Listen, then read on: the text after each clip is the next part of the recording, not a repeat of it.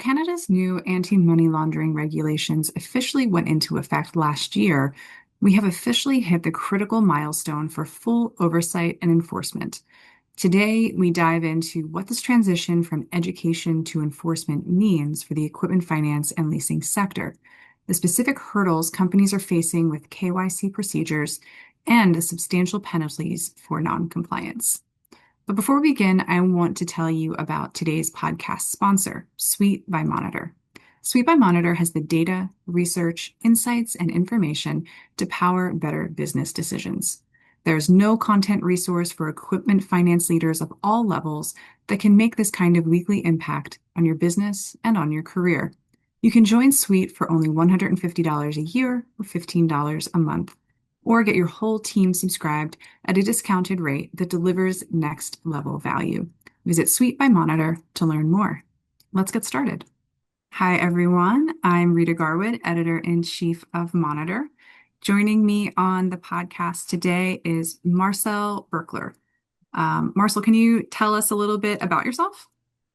Sure. Thank you, Rita. I'm happy to be here, and I look forward to our conversation. My name is Marcel Buerkler. As you said, I'm the Director of Advocacy and Industry Intelligence at the Canadian Finance and Leasing Association. We're not to assume familiarity, so maybe a little bit about the association, a little bit of context. We are based in Toronto, Canada. We're a business association representing the asset-backed financing, equipment, and vehicle leasing industry in Canada. Now, Canada is a much smaller market than the US, so we don't just do equipment. We also do vehicle lending and fleet management. So that casts a much broader net. Our members are companies. They include big banks, your TDs and RBCs, Scotiabanks, and so on, credit unions, manufacturer, captive finance companies, both on the equipment side, so your John Deere, Caterpillar Financials, and so on, and also on the auto side, Ford, GM, Toyota, BMW, and so on. And then, of course, also the fleet management companies, Element, Chip Pattison, and others, and then down to independent lenders, brokers as well, crown corporations, what we have in Canada here, the Business Development Bank of Canada, for instance, and then, of course, also the providers to the industry, so tech, accounting, fintech, and so on. And our sector of finance is about 90% of all new vehicles in Canada and about 40% of all machinery and equipment in use across the country. Create about 300,000 jobs, both directly and indirectly in the Canadian economy. And it's a sizable sector. It's about 1.6% of national GDP up here in Canada, about 400, just over $400 billion in assets under finance. So yeah, that's us in a nutshell. Thanks for going through all of that. I appreciate it. I'm really excited to have you on the podcast today. So, the primary focus of our interview today is the transition from the educational phase to the full enforcement phase of the anti-money laundering regulations in Canada. Mhm. And while those rules officially went into effect April 1st of last year, the critical milestone for the full oversight began April 1st of 2026. So that is what we're going to be talking about today. And the first question I had for you about that is the CFLA has noted that the new anti-money laundering regulations aim to close a regulatory gap. Why was the financing and leasing sector specifically targeted, and why was now the right time to do it? So that's a really relevant question. I think there are probably two main factors at play here. First, Canada has international obligations when it comes to anti-money laundering and anti-terrorist financing. As a member of what's called the Financial Action Task Force, or FATF, it's an international body, and Canada is a member, as is the US. FATF had scheduled what they call an on-site evaluation in November last year. And because Canada historically was only partially compliant or non-compliant on a number of the 40 recommendations that FATF puts forward, this in-country visit and evaluation really, I would say, provided some urgency to catch up with comparable jurisdictions such as Australia or the UK, where leasing and financing activities had been scoped in quite some time ago. And I should also say the results of this in-country evaluation should be available later this year, around June, July, after a meeting of the group in Paris.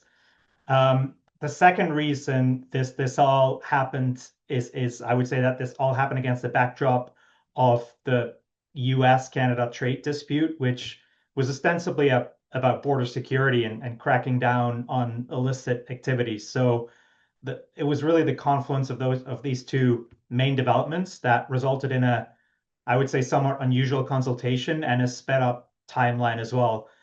What's also important to mention is that it wasn't just leasing and financing that was scoped in, it was also factors, for instance, and mortgage brokers last year as well, and others. So there's a general trend that we see towards including entities beyond traditional financial institutions such as banks. So that really reflects a growing diversification in the financial markets. So the new rules apply to entities financing business, property, passenger vehicles, or any property that's valued over $100,000. For our listeners in the equipment finance industry, what are some examples of businesses that might not realize that they are now reporting entities under FINTRAC? Right. I would say it's less about the type of business and more about the type of activity a business is engaged in. So the new requirements, the new AML obligations, target entities financing and leasing in three distinct scenarios. The first one is property for business purposes. So leasing and financing basically of B2B of B2B property, and then property as in movable property. So that does not include real estate. So any movable business asset, that's number one. Number two is passenger vehicles in Canada, any kind of passenger vehicles. And then the third group is what they call high value consumer goods. So that's business to consumer property, again, not including real estate, that's valued at or above $100,000. So note here that both B2B transactions and passenger vehicles do not have that monetary threshold. So if you're, say, lending out, I don't know, an $8,000 photocopier or a $15,000 commercial coffee machine to a coffee shop, full AML regulations would apply in that case. It's also worth noting that both direct and indirect financing and leasing arrangements are captured in the regulation. And to your question, as for businesses that might not realize that they are now reporting entities, and that's an excellent point, that may include brokers who run their own books. It may include car or equipment dealerships that do in-house financing. But it's also not just that. So this regulatory change that we've seen up here will legally require lenders to collect additional information from the parties that they work with, from their partners, so from their brokers and vendors and dealers and so on. So even if you're not directly engaged yourself in leasing and financing, you will have additional expanded obligations imposed on you by the lender that you work with. And that can include enhanced identity verification, beneficial ownership checks, third-party determinations, and more. And the last thing I'll say here, that as an association, we've really tried to reach out beyond our traditional core base of members to sort of the Canadian equipment and vehicle leasing and financing community more broadly through industry letters and paid ads on LinkedIn, for instance, just to get the word out that almost everyone's included in this new regulatory regime.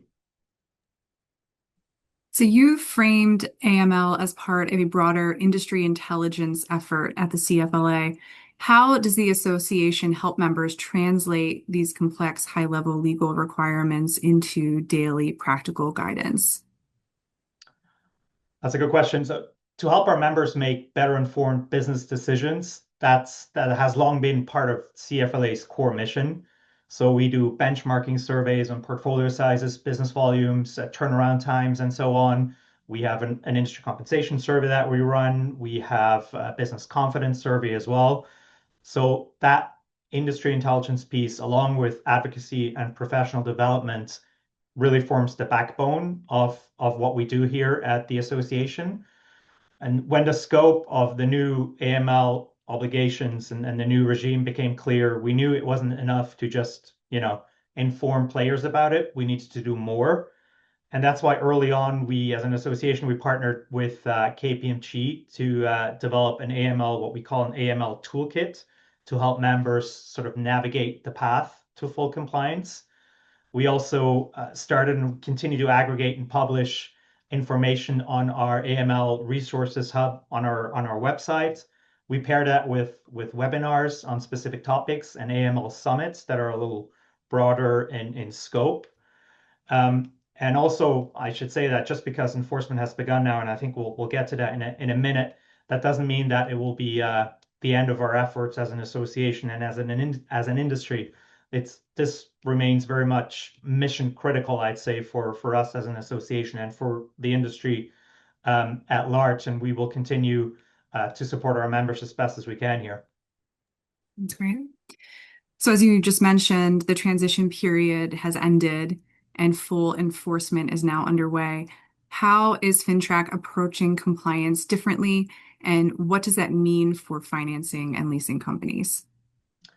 That's right. So because of the somewhat unconventional and ultimately accelerated regulatory process that we spoke about at the beginning, that period from April 1st, 2025 to April 1st, 2026, we were in this strange sort of time period where the regulator, FINTRAC, in our case here in Canada, put emphasis on outreach, on guidance activities, on engagement with industry members, and not necessarily enforcement. So it wasn't a formal, but rather an informal pause on enforcement, on auditing companies that have now been scoped in, because there was a lack of this transition period that traditionally would be put in place with new regulations of this magnitude. And then as of last week, 1st of April 2026, we are no longer in that transition period. So FINTRAC will now conduct full assessments and audits for anyone playing in the leasing and financing sector in Canada. And just like for any other reporting entity subject to the legislation here, they will come and audit now. So, as you just said, they're going to be conducting these formal examinations. What does a typical Mhm. compliance examination look like for a leasing company, and what are the most common red flags that they look for? Yeah, that's a good question. So perhaps the first thing to note here is that not all FINTRAC assessments are created equal, right? So without going too much into the weeds here, FINTRAC examinations, there's different tiers. It can be what's called desk examination. It could be a remote review of a specific subcategory of AML obligations, such as training or ongoing monitoring. It can be a specialized questionnaire that is sent to you by the regulator. It could be a monitoring meeting to review progress that you've made or have not made on a certain topics that was identified at a last sort of meeting, or it can indeed be a full examination, and a full examination really is a deep dive into all compliance elements. Really, it's on site. It's typically includes interviews, walkthroughs, and tests, and includes many employees at the companies as well. We have a great webinar on that, if I may, on our website. It's called "When FINTRAC Comes Knocking." So what happens during an audit by Dwight King, who's really a terrific expert in the field. Now, in terms of most common red flags, that's an excellent point, and I can think of a few here. First of all, I think it's really important to get the sort of the basics right. And one big red flag is definitely incomplete KYC. So know your customer, KYC information, missing data, inconsistencies, and so on. FINTRAC might come in and they might ask you during an examination, hey, can you identify this client today based on your records that you collected 3, 4, 5 years ago, right? So that's certainly one. Problems with reporting to FINTRAC, that can also be an immediate red flag. When you fail to file a suspicious transaction report, or you file it late or incomplete, that's a problem, of course. Another red flag I would say is risk assessment that isn't tailored to your specific company, to your specific uh, customers and your context. So what FINTRAC really wants to see here isn't that you've just checked the box on risk assessment, but they want you to have a well documented and defensible methodology. That's really maybe one of the overarching principles here that cuts across all the issues. Whatever you do, it needs to be defensible and it needs to be demonstrable. I cannot stress this enough. So you really have to have a methodology and you have to document, document, document. And then I would also add that another aspect that's often overlooked is that AML isn't just an issue for legal and compliance or your compliance team. It involves everyone in the company, and your policies and your procedures and also your training should really reflect that. It's in this context, it's also important to note that FINTRAC has an assessment manual that's available online, and that details the approach and the methods that they use during examinations. That's really helpful to take that into consideration when you come up with your own policies and procedures. And another great resource, and companies really should make this a best practice, is to examine past penalties and violations of other companies. Those are published online by FINTRAC, and it's basically a wall of shame, but it's incredibly insightful to see what other companies basically got dinged on during their examinations. Well, it can be useful. So the briefs mention that FINTRAC will have the authority to issue administrative monetary penalties. Can you give us a sense of the scale of these consequences for organizations that fall short? The monetary penalties that FINTRAC can dole out for non-compliance, they are substantial. FINTRAC generally distinguishes between minor, serious, and very serious violations. So the maximum penalty for those violations is 40K for minor, 4 million for serious, and 20 million for very serious violations, and that's per violation. I should also say that those penalties have recently been increased with the passage of a bill, Bill C-12, that became law a week or two ago here in Canada. So it's become even more costly. And what's more, those penalties they they aren't capped per exam or per examination. They rather add up. So let's say if you miss 10 suspicious transaction reports at $100,000 each, I'm just making numbers up here, but that's $1 million fine right there. Now, I don't want to scare people, although I also kind of do. FINTRAC does make adjustments based on a number of factors: harm done, your compliance history as a reporting entity, your intent, your ability to pay, and other factors. But your theoretical exposure remains really high, and that's really the crucial point. And I think one other thing to mention here is that it's not just about money, it's also about the reputational damage. As I mentioned before, FINTRAC publicly lists those businesses and those penalties, and it's really hard to put a dollar figure on reputational damage as well. Mhm. So one of the heavy lifts for members is verifying the identity of every party Mhm. in an arrangement. What are the biggest operational hurdles that companies face when they're trying to implement the KYC procedures for the first time? It's a very good question. It can be a struggle indeed, and it's exactly one of the main sort of pain points of operationalizing AML programs. I think the sort of overarching challenge with Canada's AML regime specifically is that it's explicitly risk-based. It's not prescriptive. So that allows for flexibility, but it's also on you to figure it out, right? It means you have to design your own processes, your own procedures, you have to document them, and you have to prove that they work. And so in terms of some of the most common hurdles when it comes to operationalizing KYC, I'd say one is certainly beneficial ownership requirements. That can be in sort of complex multi-layered structures that can be incredibly difficult. So think shell companies, trusts, nominees, layered companies, and so on. It can be very challenging and time consuming to really get to the bottom of who ultimately calls the shots in those companies. And another issue that comes up time and again is simply poor data quality. So imagine that in any company, formats can be inconsistent. Companies use multiple tools and platforms for different business processes, and this can lead to risk signals being missed, to false positives in some cases, or just overall poor data quality that then when FINTRAC comes and audits that's not a good look. Um, and then another thing that keeps coming up in conversations with and among members is that tension between compliance on the one hand and sort of creating a frictionless customer experience on the other, which in the end is a competition issue in our sector, right?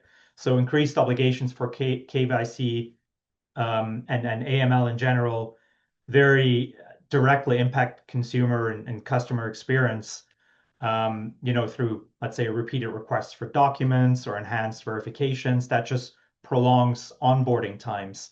And there's definitely a tension there. If you're too strict, you risk losing customers, but if you're too lenient, then you create a regulatory exposure for your company that might end up costing you even more in the end. And then it's also important to note that KYC, in the context of sort of a holistic anti-money laundering um, and compliance effort, is in the form of sort of KYC as client identification. That's only one part of the equation. Sort of ongoing monitoring and due diligence is on the other side of that, and that can't be neglected. So KYC in that sense is not a one-time event or shouldn't be anyway. So I would say ongoing monitoring is definitely another hurdle. Continued screening of your portfolio of your clients for, let's say, sanctions, politically exposed persons, adverse media, and so on. That's really tricky, and reviews based on risk signals and trigger events. All these processes can be difficult to operationalize, and especially at scale as well. I could go on and on here for quite some time. Maybe the last thing I'll mention is technology. Technology is incredibly helpful. There is technology out there. There's good technology out there, good tools, but there's a cost to implementing them, right? It takes time. There will be issues of system integration, interoperability, and so on. So do use technology, but be conscious that it can also be challenging to integrate into your existing processes. Very true.